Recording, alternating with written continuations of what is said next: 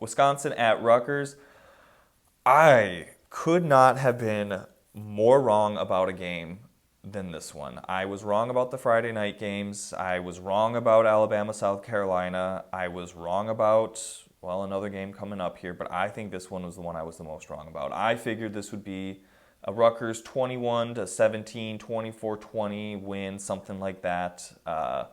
Just a gross defensive-minded game with a couple scores maybe late. Wrong. Wisconsin 42, Rutgers 7. Ethan Kaliakmanis, the same old story. We've heard this story before. We've seen it. He was not great. 12 of 32 for 103 yards and 1 interception. But his receivers were worse.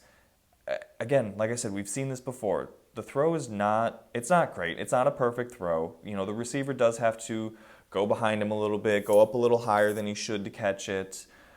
But it's still a very catchable ball. The receiver's not getting hit. You know, the receiver's not, doesn't have a DB who's all over him trying to knock it away. No, the receiver has no one touching him or is going to be touching him, and they just dropped the easy catches. Catches that they should make if they are worth a shit.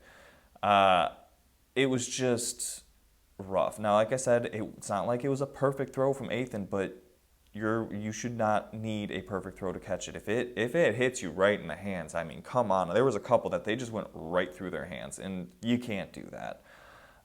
The offense needs help. You can't just rely on Kyle Monangai. I mean, defenses are just going to sell out to stop him because, well, the receivers aren't even going to catch the ball even if they're wide open, so let's just sell out and stop Monangai. They showed the stat the first half where Rutgers has only scored once in their past 10 trips into opponent territory, going even into last week against Nebraska. I don't remember how much worse that stat ended up getting because they only did come away with 7 points, and when they did say this, Rutgers was driving into Wisconsin territory and then had a field goal blocked. So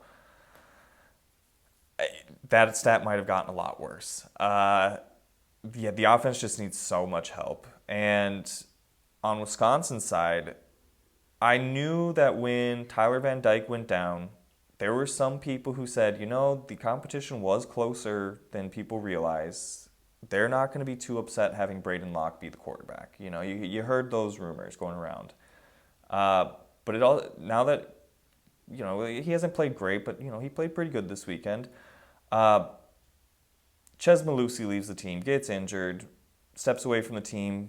People are like, ooh, that's kind of a big hit. You know, that's our running back, yada, yada. I don't think they miss him. Tawi Walker, I think I'm saying his name right. He made Rutgers look stupid. 24 carries, 198 yards, 3 touchdowns.